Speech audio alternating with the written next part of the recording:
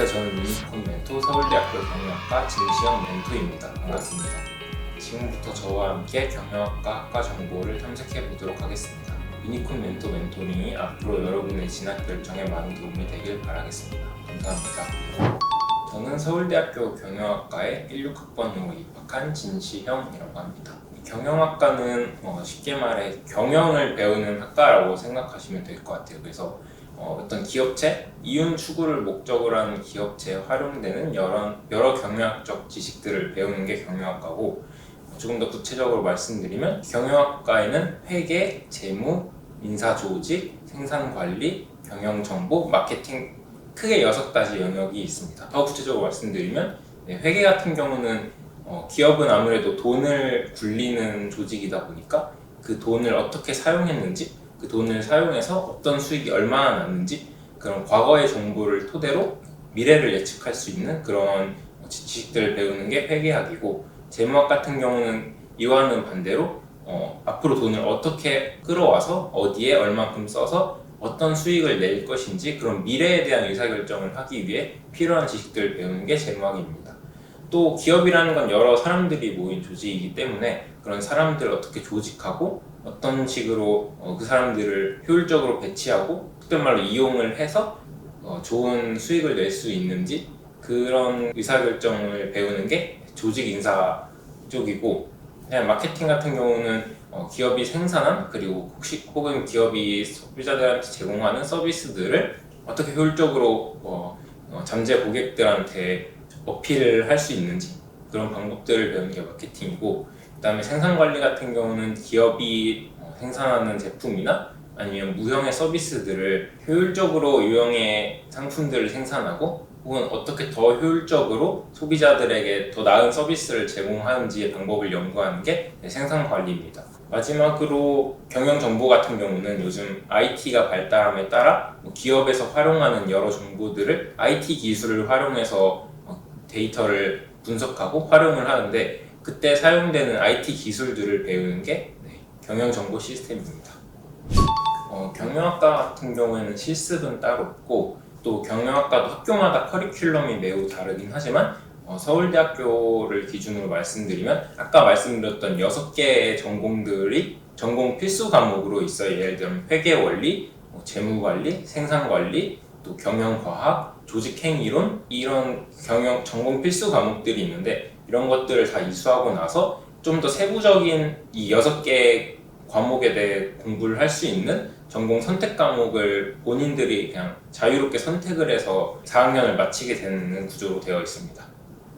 제 아주 개인적인 생각으로는, 그러니까 문과에는 되게 여러 가지 전공들이 있지만 가장 실용적인 지식들을 배우는 게 경영학과라고 생각을 해요. 그래서 다른 문과 전공들에 비해서 수익도 다 잘 되는 편이고, 또 이런 조직에 쓸 수 있는 지식들을 배우기 때문에 꼭 사기업이 아니더라도 여러 분야로 진출할 수 있는 지식들을 갖추고 있는 것 같아요. 졸업생들 대부분이. 그래서 많은 기업에서 혹은 많은 조직에서 선호하는 게 경영학과고, 그러다 보니까 경영학과는 다른 전공들보다 되게 다양한 진로를 선택하는 것 같아요.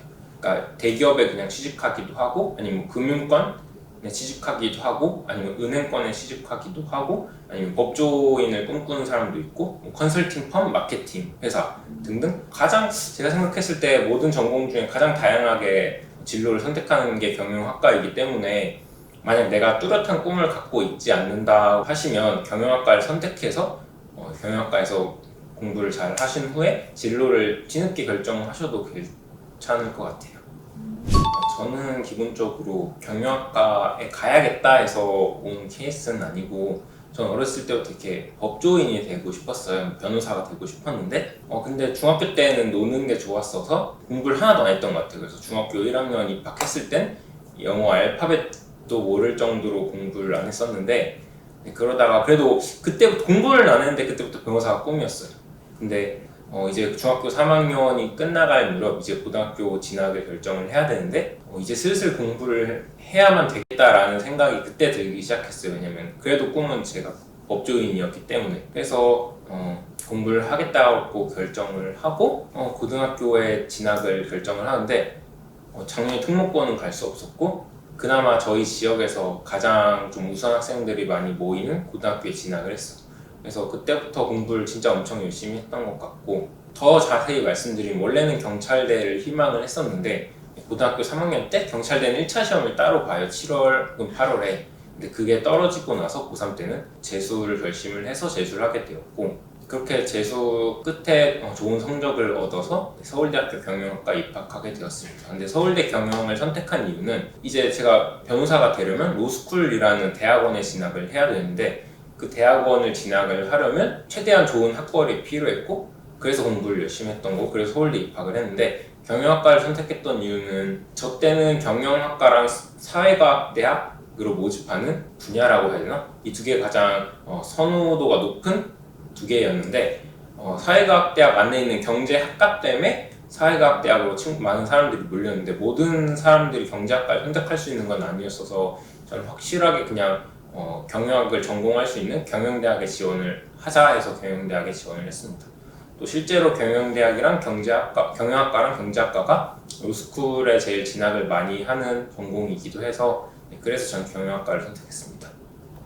저는 기본적으로 중학교 때 공부를 안 했고, 이제 고등학교 올라가기 직전부터 공부를 하기 시작해서, 제가 고등학교 들어와서 그 내신 혹은 학생부를 관리를 해서 수시로 대학을 갈 수 있을 거라는 생각을 안 했어요. 그래서 저는 고등학교 입학해서부터 정시를 준비를 했고, 그래서 저는 재수를 해서 정시 전형으로 서울대학교 경영학과에 입학하게 되었습니다. 하도 좀 오래돼서 기억이 나진 않는데, 저는 언수에 탐구 2과목 해서 395점을 맞았습니다.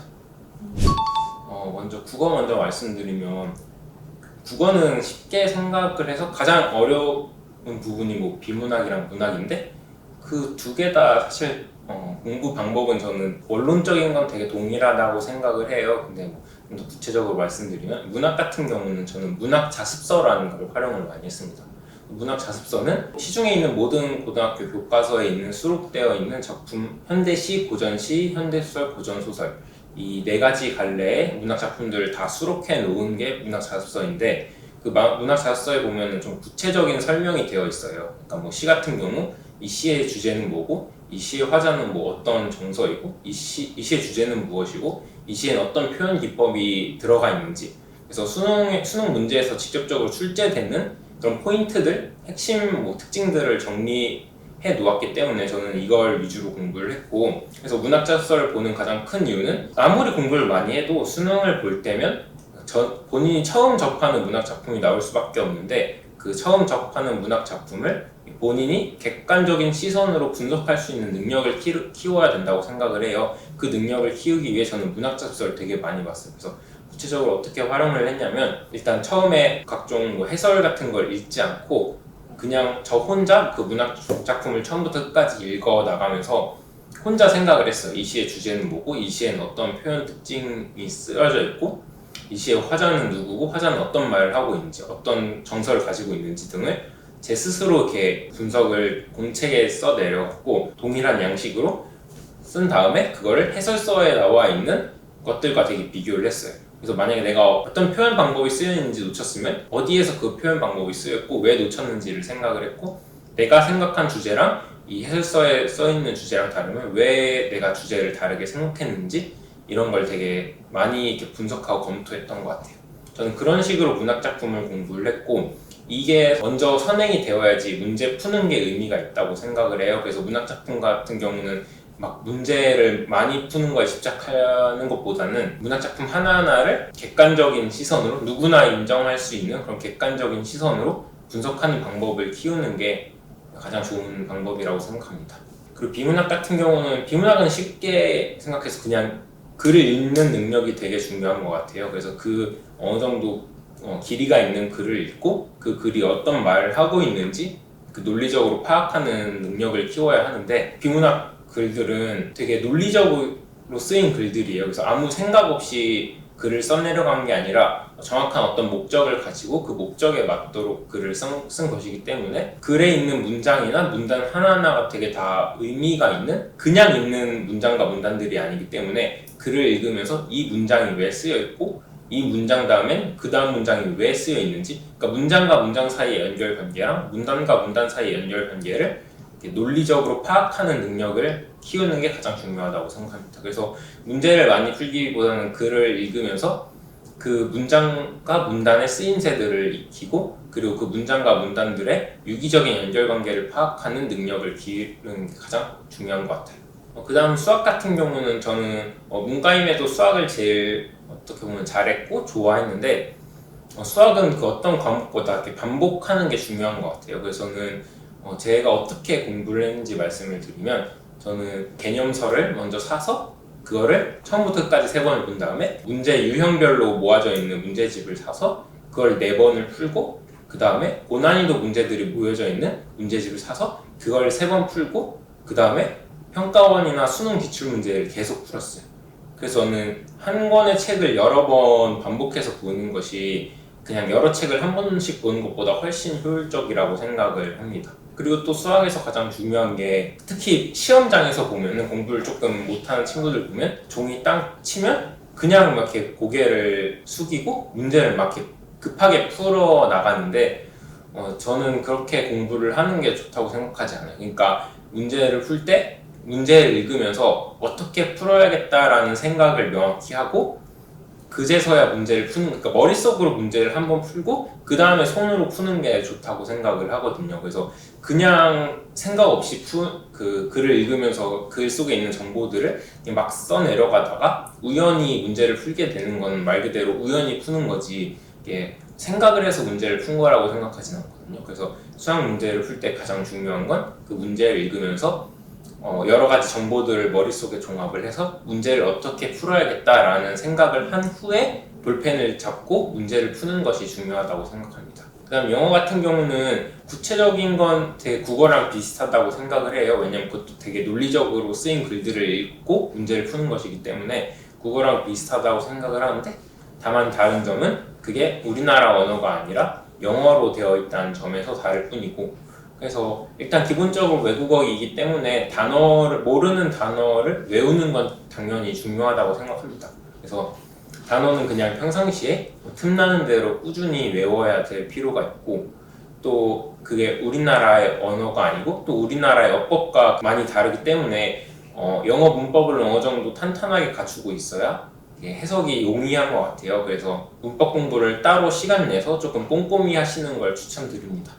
그 외에 글을 읽는 방법은 아까 말씀드린 국어랑 되게 유사해요. 그래서 다만 수능 영어는 문제의 지문이 엄청 짧기 때문에 논리가 되게 압축적으로 돼 있어요. 그래서 글을 읽으면서 그 문장과 문장 사이에 논리적인 관계들을 파악하는 연습을 하시는 게 중요하다고 생각합니다. 글을 읽으면서 그냥 생각 없이 해석하면서 읽어나가는 게 아니라, 문장을 읽고 그 다음 문장을 읽었으면 그 두 문장은 어떤 관계가 있는지, 이 두 문장이 왜 이런 순서로 이렇게 배치가 되어 있는지, 그러니까 한 문장 다음에 그 다음 문장이 나오는 건 그 이유가 다 있기 때문이니까 그 이유를 파악하면서 글을 읽는 연습을 하는 것이 논리적으로 글을 읽는 연습이라고 생각합니다. 그 다음 탐구 과목 같은 경우는 그 앞선 3가지 과목과는 달리 논리적으로 뭔가 생각을 한다기보단 지식을 확인하는 측면이 더 크다고 생각을 해요. 그래서 저는 앞에 말한 3과목은 혼자 공부를 했는데, 그 탐구 과목 같은 경우는 특히 수능 대비에 있어서는 인강을 듣는 걸 추천드려요. 왜냐면 수능에 문제로 출제되는 유형이랑 내용은 되게 한정되어 있어가지고 그걸 조금 잘 정리해서 경제적으로 효율적으로 공부할 수 있도록 인강 강사들이 다 강의를 짜기 때문에 그런 인강을 듣는 게 조금 더 효율적으로 시간을 절약할 수 있는 공부 방법이라고 생각을 하고, 기본적으로 암기 과목이기 때문에 수없이 반복을 해서 그거를 어느 상황이든 머릿속에서 끄집어낼 수 있도록 외우는 것이 중요하다고 생각을 합니다. 그래서 저는 암기 과목 같은 경우는 암기라는 것 특성 자체로 이렇게 오랜 시간 앉아서 집중을 할 수 없기 때문에 저는 좀 틈틈이 많이 했던 것 같아요. 그러니까 쉬는 시간이거나 아니면 점심시간, 저녁시간, 아니면 이동시간에 그런 짜투리 시간을 활용을 해서 되게 여러 번 반복을 해서 외웠던 것 같습니다. 저는 공부를 되게 늦게 시작한 편이고, 또 아까 말씀드렸던 것처럼 중학교 입학할 때는 알파벳도 모를 정도로 공부를 안 한 상태였어서 고등학교 입학하면서부터 저는 제대로 된 영어를 되게 접했던 것 같아요. 그래서 영어 과목이 전 제일 힘들었습니다. 그래서 심지어 저는 재수 때 본 수능 직전 날까지 듣기에서 틀리면 어떡하냐 할 정도로 되게 영어에 대해 불안함이 있었던 것 같아요. 그래도 나쁘지 않은 성적을 받았기 때문에 저는 어떻게 공부를 했냐면 단어는 되게 엄청 많이 외웠던 것 같아요. 제가 기본적으로 암기력이 좋지 않아서 그런 암기에 조금 더 시간을 많이 쓰긴 했지만, 근데 사실 수능 문제를 푸시면 아시겠지만 아무리 단어를 많이 외운다 하더라도 시험장에서 모르는 단어가 나올 수밖에 없거든요. 그래서 단어를 내가 다 외워서 모든 문제에 있는 단어를 다 알겠다라는 마음가짐은 잘못된 거라고 생각하고 그럴 수도 없다라고 생각을 합니다. 그래서 수능 영어를 대비하는 데 있어서 가장 중요한 점은 그냥 글을 논리적으로 읽는 연습이 제일 중요한 것 같아요. 그래서 글을 논리적으로 읽는다는 건 어떻게 읽는다는 거냐면, 글을 읽다 보면은 해석이 안 되는 문장이 있거나 아니면 모르는 단어가 있을 수밖에 없는데, 그런 단어 혹은 그런 해석이 안 되는 문장을 되게 논리적인 흐름과 맥락상 어떤 뜻을 갖고 있는지 유추할 수 있어야 된다고 생각을 해요. 왜냐면은 예를 들어 A and B라는 이렇게 구절이 있는데, and라는 접속사 같은 경우는 그 앞 뒤에 문장이나 구절 혹은 단어의 동등성을 연결한다라고 생각하시면 되거든요. 그러니까 A and B이고 A에 좋은 말이 있는데 B에는 나쁜 말이 올 수가 없어요, 대부분은. 그래서 그런 논리적인 흐름을 생각하면서 글을 읽는 연습을 하시면 모르는 단어나 해석이 안 되는 문장이 있어도 쉽게 글을 이해할 수 있는, 문제를 푸는데 큰 지장은 없게 글을 이해할 수 있다고 생각을 합니다. 원론적으로 돌아가서 저는 영어 공부를 처음 시작했을 때 단어를 많이 외웠고, 그 다음에 천일문이라는 책을 사서 공부를 했는데, 거기는 쉬운 것부터 어려운 문장 순서대로 1001가지의 문장을 해석 연습을 하는 책이었어요. 그래서 저는 단어를 외우고 문장 단위로 해석력을 기르고 그 다음에 문제를 풀기 시작했습니다.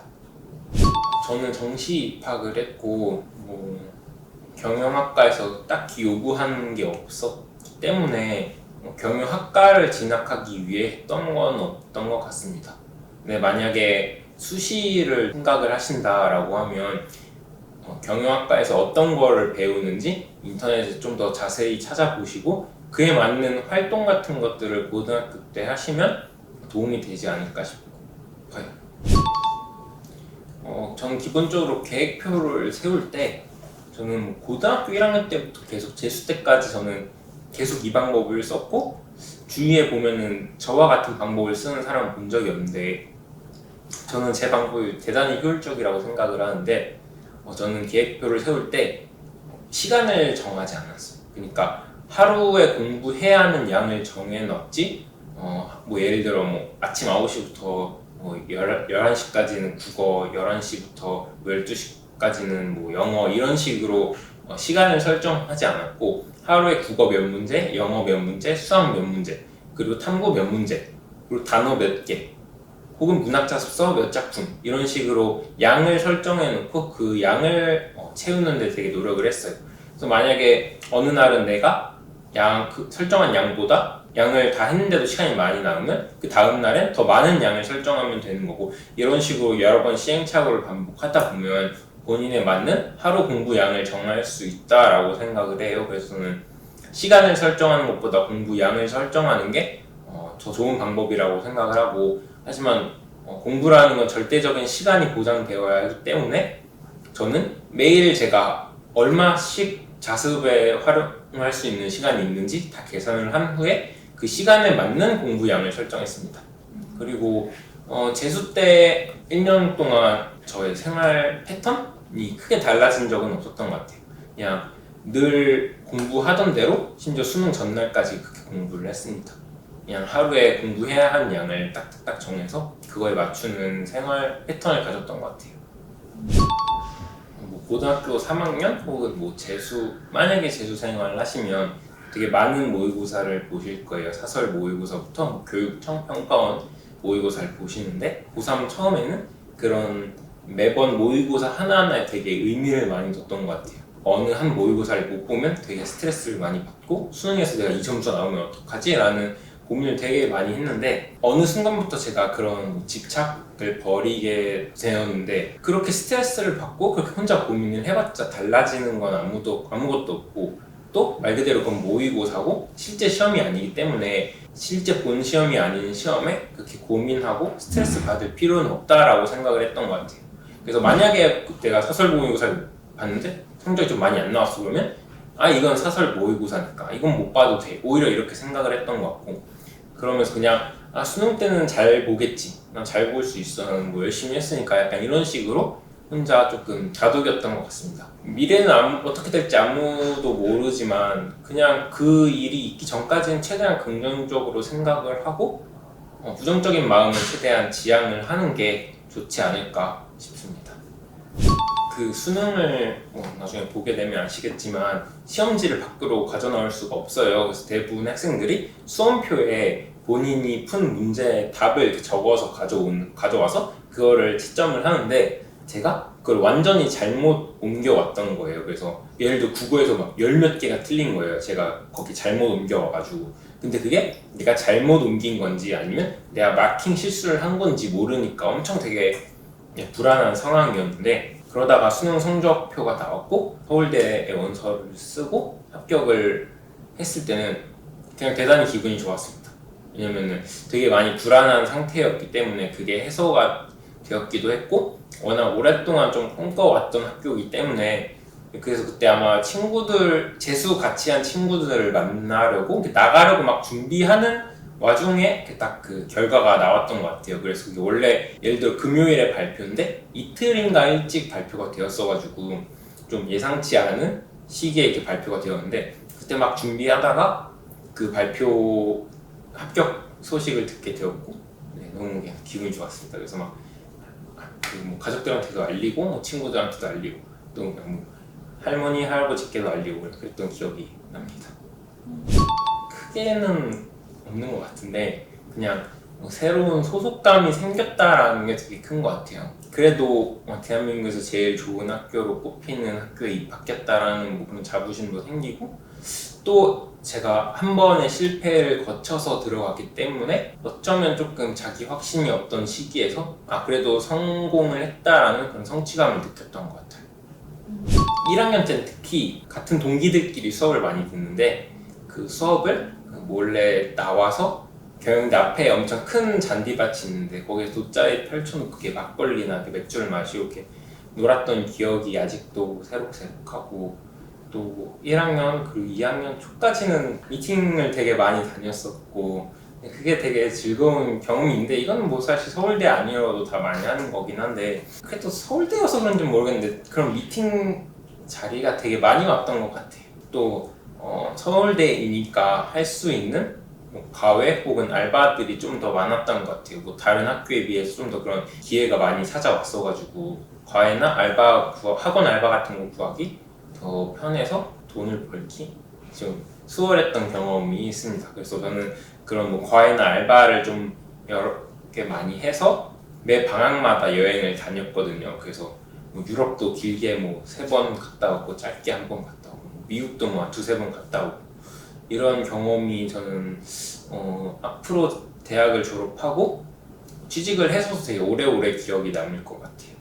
저는 동아리 활동은 역도부라는 동아리 활동을 했었고 지금도 하고 있고, 대학교에 들어오면 가장 좋은 점이 다양한 사람, 다양한 뭐 생각과 다양한 가치관을 갖고 있는 사람을 만날 수 있다라는 점이 큰 것 같아요. 그래서 제가 원래 운동을 좋아했었는데 역도부에 들어가면서 저와 같이 운동을 좋아하는 사람들을 많이 만나서 여기서 역도부는 그 올림픽 종목에 있는 그런 역도가 아니라 이렇게 바디빌딩 동아리인데 웨이트 트레이닝 하는 동아리인데, 이렇게 웨이트 트레이닝을 좋아하는 들과 교류를 하다가 그런 웨이트 트레이닝 업계에서 이렇게 창업을 해서 성공하고 있는 선배님을 만나게 되었고, 그 선배님이랑 교류하다가 인턴 생활까지 할 수 있었어가지고 하고 싶었던 일을 할 수 있었던 점이 되게 좋았던 것 같아요. 그러니까 제가 원래 변호사가 하고 싶어서 로스쿨을 진학을 하고 싶었는데, 근데 로스쿨을 진학을 하려면 보통은 4년 동안 학교를 착실하게 다녀서 빠르게 졸업을 한 후에 로스쿨에 입학하기 때문에 저도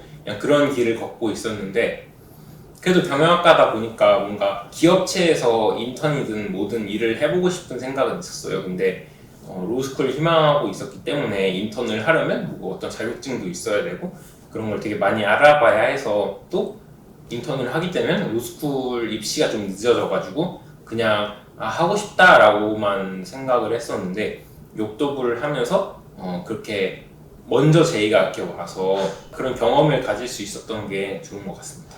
학교 안에서 가장 조금 좋았던 점은 동아리 활동 그리고 학회 활동을 하면서 조금 자율적으로 이렇게 하고 싶은 일을 찾아 할 수 있는 것. 제 경험은 아니지만 저랑 엄청 친한 친구의 경험을 얘기를 하면 그 서울대학교 경영학과 안에 그냥 기부금을 그냥 이렇게 받아서 그 기부를 그 정도로만 하는 동아리가 있었어요.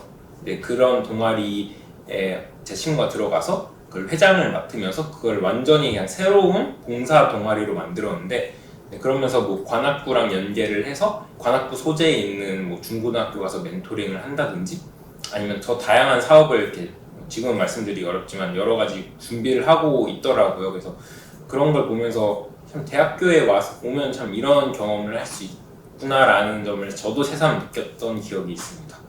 그리고 대학교에 들어오면은 학과랑은 별개로 본인이 관심 있는 분야에 관련된 학회가 되게 많아요. 그래서 제가 아까 말씀드린 대로 저는 부동산 학회를 하면서 부동산에 대한 전반적인 공부도 하고 부동산 금융이라는 분야를 좀 더 중점적으로 공부하기도 하고 그리고 좀 더 살펴보면 서울대학교 유명한 학회에는 뭐 범죄학회라는 범죄학에 관련된 학회도 있고 또 스누밸류라는 주식 가치 투자를 중점적으로 하는 그런 주식 학회도 있고 또 스믹이라고 기업이나 인더스트리에 대한 조금 전문적인 분석을 공부를 하는 학회들도 있고 되게 다양한 학회들이 있어가지고 전공 공부가 맞지 않아도 그런 여러 학회를 찾아보면서 본인의 진로를 좀 더 구체적으로 또 능동적으로 그려나갈 수 있는 그런 기회도 있습니다. 저는 앞서 말씀드린 대로 법조인이 되고 싶었고 그래서 대학을 입학한 후에 바로 이렇게 로스쿨에 진학을 하고 싶어서 그에 관한 준비를 했는데 로스쿨 입시를 하려면 대학교에서 받는 성적들이 되게 중요해요. 근데 저는 기본적으로 그 공부 성향이 짜잘한 것들을 많이 준비를 하는 것보다 그냥 큰 시험 한 방을 보는 걸 되게 좋아했어가지고 또 그런 성향이어서 매번 그런 학점? 고등학교로 치면 그런 내신을 챙기는 게 많이 어려웠던 것 같습니다. 그럼에도 제가 하고 싶은 일을 위해서 해야 하는 것이었기 때문에 제 미래의 모습을 좀 그리면서 참아내었던 것 같아요. 그러니까 뭐 내가 하고 싶은 변호사 일 그걸 상상을 하면서 내가 뭐 변호사가 되었을 때 혹은 내가 판사 검사가 되었을 때 뭐 제 모습을 상상하면서 어려움을 감내했던 것 같습니다. 보완하고 싶은 건 없는 것 같고 다만 제가 고3 때 경찰대 1차에 떨어지고 나서 그냥 경찰대 재수를 다시 하겠다 해서 그 후로부터 공부를 아예 안 하고 그냥 수능도 대충 봤거든요. 근데 그거를 바꾸지 않을까. 그러니까 경찰대 떨어지고 나서도 공부를 열심히 해서 그냥 현역 때 서울대에 입학하지 않았을까 싶습니다. 왜냐면 어차피 제가 경찰이 꿈은 아니었고 법조인이 꿈이었기 때문에 꼭 경찰대에 가야만 했던 게 아니었어가지고 그냥 서울대를 다시 준비를 해서 그냥 현역 때 서울대에 입학하지 않았을까 그렇게 생각해요. 지금까지 말씀드렸던 대로 제 원래 꿈은 이렇게 변호사였는데 근데 제가 대학에 들어와서 해외여행을 되게 좋아를 했는데 2020년 초에 제가 도쿄에 여행을 갔었어요. 근데 제가 묵은 호텔이 있는 그 빌딩이 그 건축물 자체가 되게 인상적이었어가지고 그 빌딩에 대해서 이렇게 막 인터넷에서 알아보다가 그 빌딩을 만든 개발한 회사가 모리 빌딩이라는 일본의 엄청 유명한 건축 디벨로퍼라고 하는 건축 회사였고 그래서 그때를 제가 약간 부동산에 되게 관심을 많이 갖게 되었어요. 그래서 그 이후 서울대학교에서 부동산 학회를 하면서 약간 부동산 업계에서 일을 하고 싶다라는 생각을 하게 되었습니다. 그래서 아직도 로스쿨 희망하고 있긴 하지만 로스쿨 졸업해서 변호사로 계속 일할 생각은 없고 변호사도 되게 여러 가지 업무를 다 담당을 하는데 저는 변호사 중에서도 부동산과 관련된 팀에 들어가서 일을 하다가 나와서 제 이름으로 회사를 설립을 해서 부동산 디벨로퍼라고 하는 그런 사업을 하고 싶습니다. 그래서 지금 부동산 학회도 열심히 하고 있고 그리고 그쪽과 관련된 인턴 경험도 준비 중이고 또 그쪽과 관련된 자격증도 준비하고 있습니다. 근데 부동산 인더스트리에서 조금 중요하게 보는 자격증은 그 CFA라고 공인재무사 시험이 있고 그걸 준비 중이고 또 그와는 별개로 그냥 한번 해보고 싶어서 공인중개사 시험을 준비 중입니다.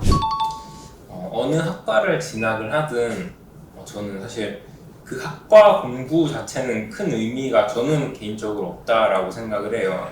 경영학과도 아까 말씀드린 대로 6개의 세부 전공이 있지만 학부 수준에서 배우는 정도의 지식은 사실 크지 않다라고 물론 그 전공 수업을 엄청 많이 들어서 엄청난 지식을 축적을 하는 친구들도 있지만 대부분의 친구들 경우 그냥 급급하게 전공 그 커리큘럼을 따라가기 바쁘지 그걸 본인의 것으로 체화하고 그걸 정말 나의 지식으로 이렇게 습득을 하는 친구들은 많은 것 같지 않아요. 그래서 물론 그런 전공 지식들 학부에서 이미 많이 습득을 하면 좋겠지만 대학의 조금 더 제가 생각하는 주요 기능은 되게 다양한 뭐 가치관과 다양한 생각, 다양한 뭐 성격을 가진 사람들을 만나는 것이라고 생각을 해요. 그래서 중고등학교 때 여러분들이 학교에서 느낄 수 있는 경험은 매우 제한적이라고 생각을 합니다. 다만 대학교에 들어오면 고등학교보다 훨씬 다양한 사람들이 많이 모이기 때문에 지금은 당장 내가 어떤 일을 하고 싶은지 몰라도 내가 무엇을 좋아하는지 몰라도 여러 사람들과 대학교에 들어와서 여러 사람들과 교류를 하다 보면 자연스럽게 본인의 미래를 좀 더 구체적으로 그릴 수 있는 기회들이 많을 거라고 생각을 해요. 그래서 고등학교 때 공부가 많이 힘든 건 알지만 그래도 대학교 들어오면 더 재밌고 좀 더 알찬 시간들이 준비가 되어 있기 때문에 그런 걸 조금 머릿속으로 이렇게 즐겁게 상상하시면서 공부를 열심히 하시길 바라겠습니다.